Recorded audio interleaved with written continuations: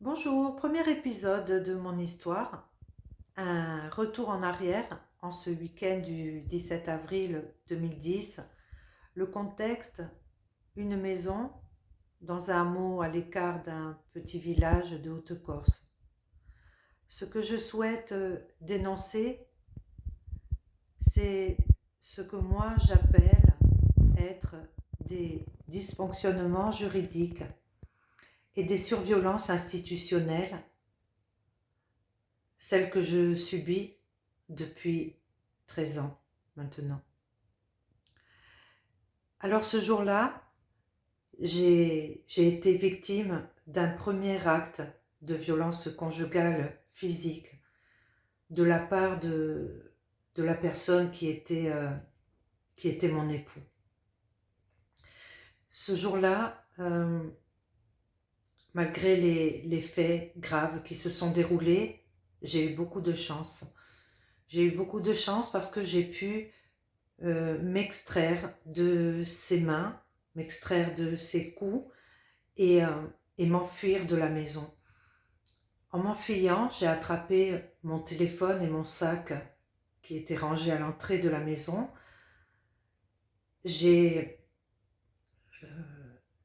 j'ai grimpé les escaliers jusqu'au parking, je suis rentrée dans ma voiture et j'ai appelé la gendarmerie. Le gendarme qui a répondu à mon appel m'a communiqué les coordonnées du médecin de garde et m'a demandé de m'y rendre.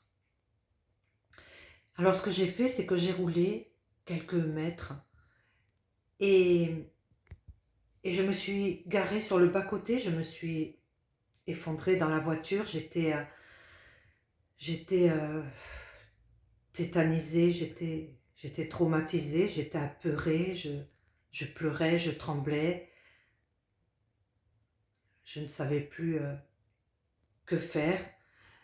Et j'ai appelé ma sœur, avec laquelle j'ai toujours été proche et qui habitait pas très loin.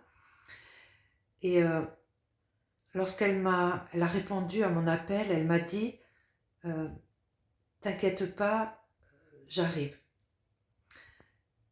Elle m'a dit il m'a téléphoné pour me dire que de ne pas m'inquiéter, que tu n'avais rien, tu étais tombée dans les escaliers. Ma sœur s'est doutée que quelque chose d'anormal venait de se passer. Donc elle est venue me prendre sur le bord de la route. Elle m'a amenée avec elle chez un médecin. Et ensuite, euh,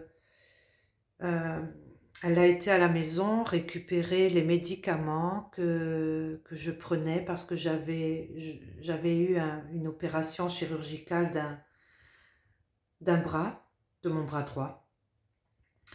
Et du coup, elle m'a emmenée chez elle. Le lendemain matin, elle m'a accompagnée à la gendarmerie pour déposer une plainte et le gendarme m'a renvoyée vers le médecin parce que le médecin n'avait pas mentionné d'ITT. Donc, il voulait savoir si effectivement il y avait une ITT ou pas. Donc, je retourne chez le médecin que j'avais vu la veille. Il était absent, donc son remplaçant m'ausculte, rédige un certificat médical constatant les blessures et donc mentionne une ITT de 8 jours. Nous sommes en avril 2010. Euh, donc on retourne à la gendarmerie ben, pour donner le certificat médical.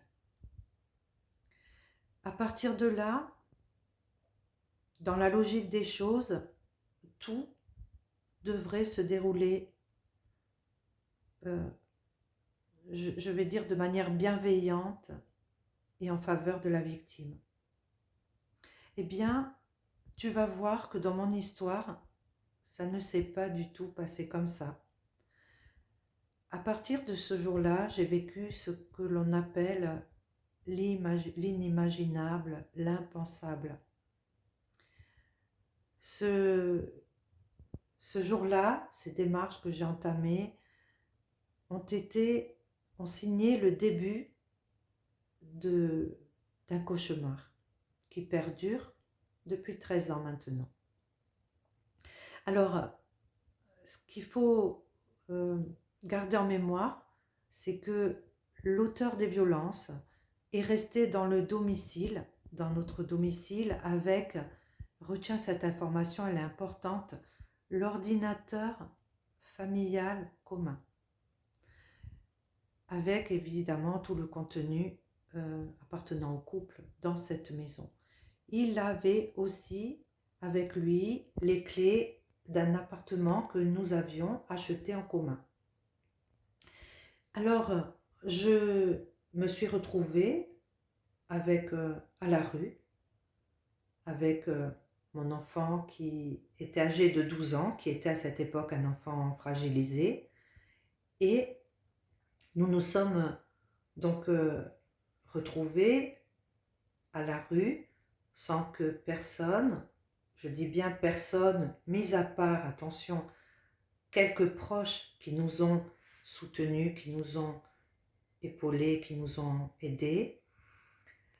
Je pense à ma sœur et mon beau-frère, je pense au père de mon fils et je pense à mes parents.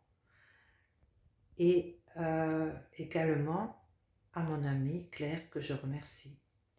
Donc en dehors de ces personnes-là, personne ne s'est inquiété de la situation dans laquelle se retrouvait en ce jour d'avril 2010 une mère de famille et son enfant de 12 ans. Ce qui a été aussi extraordinaire, c'est ce laps de temps que l'on laisse 1 mois et 22 jours avant une ordonnance de non-conciliation.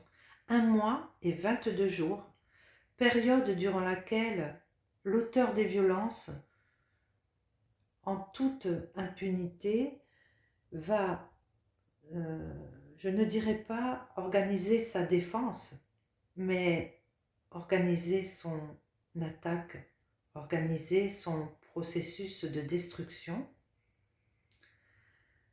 avec l'appui des personnes qui ont pris des décisions. Je pèse mes mots, ce que je dis est une réalité qui peut être vérifiée. J'ai déposé une plainte ce jour-là. Il y avait 2 certificats médicaux, dont un qui mentionnait une ITT de 8 jours. Cette plainte a été classée sans suite, insuffisamment caractérisée.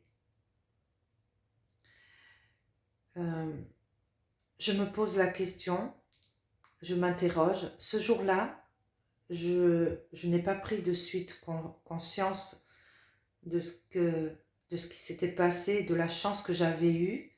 En m'enfuyant de la maison, j'ai sauvé ma vie.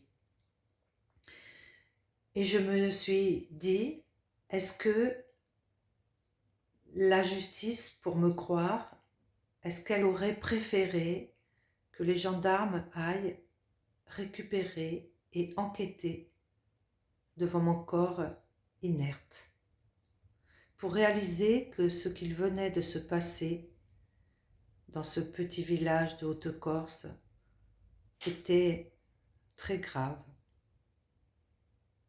Reste avec moi, je te raconterai la suite de mon histoire qui est tout autant incompréhensible. À très bientôt.